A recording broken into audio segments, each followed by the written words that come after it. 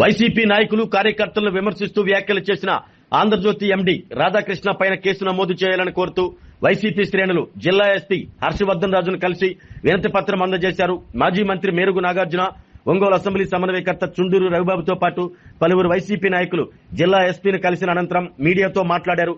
సభ్య సమాజం తల దించుకునేలా రాధాకృష్ణ చేసిన వ్యాఖ్యలు ఉన్నాయని ఆరోపించారు.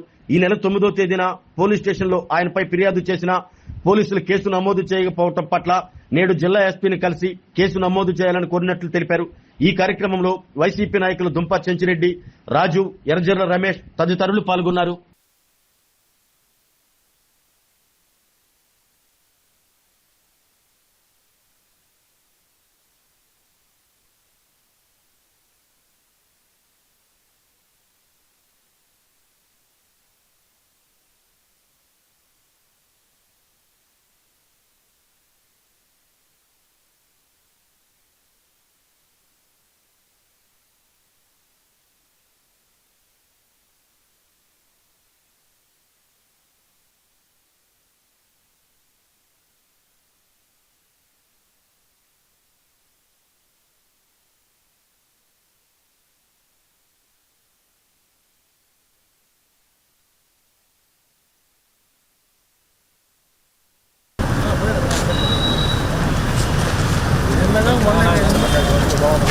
అది కూడా అవసరం లేదు మాట్లాడి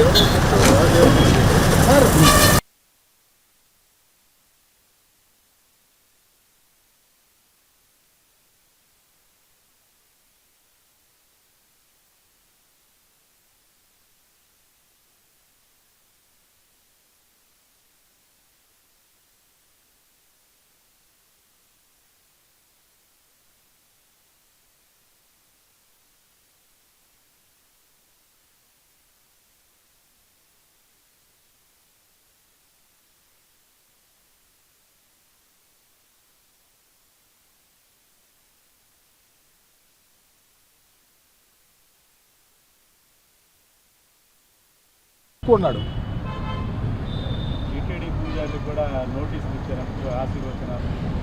వైఎస్ఆర్ కాంగ్రెస్ పార్టీ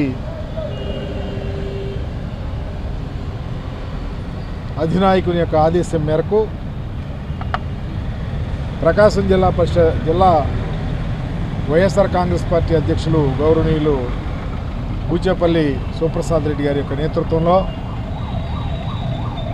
గౌరవనీయులు ఒంగోలు నియోజకవర్గ సమన్వయకర్త చుండూరు రవిబాబు గారు, మా నాయకులందరం కలిసి ఇప్పుడు ఎస్పీ గారిని కలవటం జరిగింది. ఈ నెల 9వ తారీఖున రాష్ట్ర వ్యాప్తంగా ఒక విపత్కర పరిస్థితిలో పత్రిక స్వేచ్ఛను హరించే విధంగా మాకు జర్నలిజం అంటే అమితమైన ప్రేమ, అయినా జర్నలిజం ముసుగులో ఒక పత్రిక నడిపే వ్యక్తే బరి తెగించి మా పార్టీ నాయకుల మీద, మా పార్టీ మహిళల మీద, యావత్ మహిళా లోకాన్ని కించపరిచే విధంగా, అగౌరవపరిచే విధంగా, హద్దు లేకుండా మాట్లాడితే దేశం యావత్తు విస్తుపోయింది. ఇదేనా ప్రజాస్వామ్యంలో మూలస్తంభాలైనటువంటి జర్నలిజంలో పనిచేసే వ్యక్తి ఈ విధంగా మాట్లాడటం ఇది న్యాయమేనా అనే విధంగా అందరూ ఆలోచించారు. దానికి పర్యవసానంగా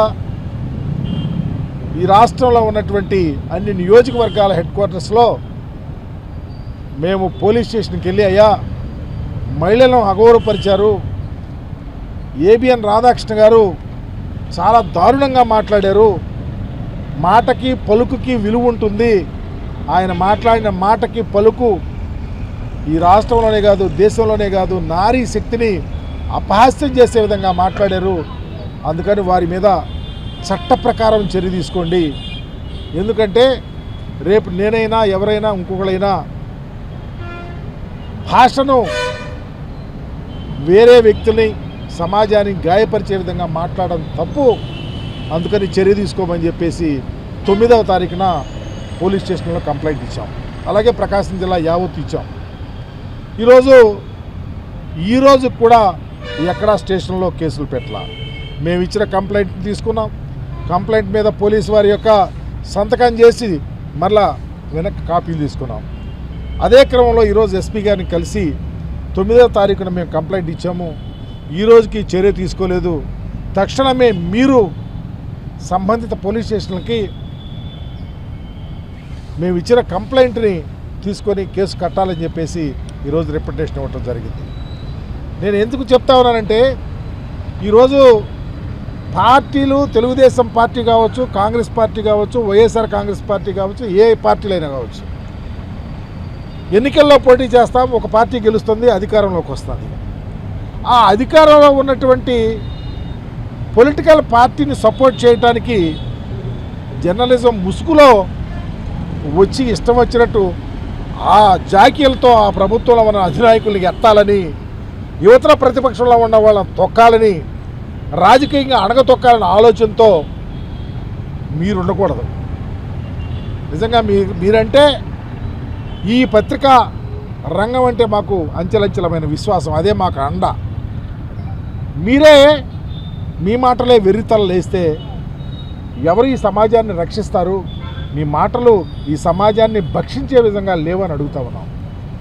అందుకనే మీరేదో చంద్రబాబు నాయుడు గారిని ఆకాశానికి ఎత్తాలని చూసో, జగన్మోహన్ రెడ్డి గారిని అహపాత్రాలను తొక్కాలని చూసో, జగన్మోహన్ రెడ్డి గారి వెంట వారి కుటుంబాల్లో ఉన్న మహిళల గురించి మీరు మాట్లాడితే సభ్య సమాజం తలదించుకునే విధంగా ఉంది.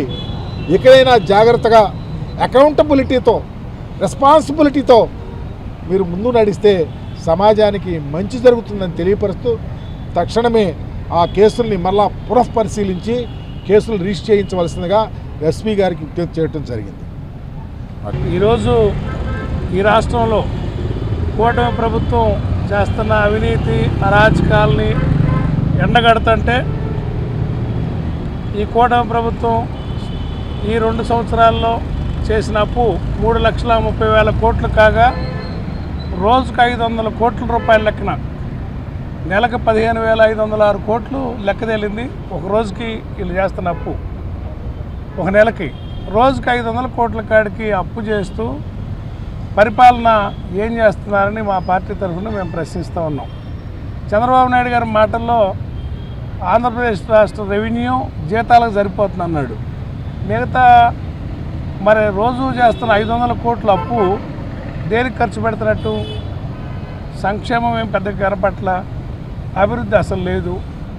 అమరావతి అని చెప్పెత్తుకొని ఈ రాష్ట్రాన్ని అవినీతితో దోచుకుంటా అందరినీ, రైతాంగాన్ని ముఖ్యంగా గాలి కొదిలేసి, ఆరోగ్యశ్రీ లేకుండా, హాస్పిటల్ ఆరోగ్యశ్రీ బిల్లులు కట్టే పరిస్థితి లేకుండా, హాస్టల్లో పిల్లలకి విద్యాదేవుని ఇచ్చే పరిస్థితి లేకుండా, వసతి దేవుని ఇచ్చేది లేకుండా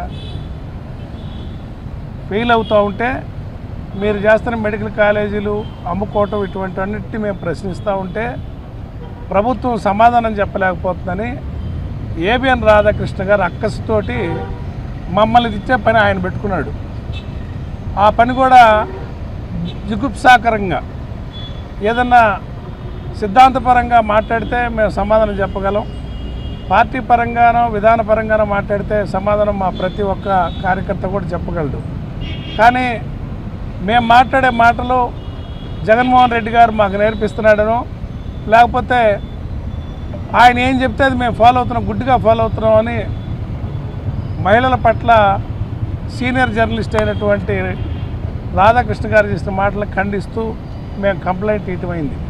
ఆ కంప్లైంట్ మీద కనీస చర్యలు లేవని, మా ఆత్మగౌరవాలు దెబ్బతిన్నాయి కాబట్టి వాటి మీద చర్యలు తీసుకోమని వాళ్ళ ఎస్పీ గారిని కూడా కలుస్తూ ఉన్నాం.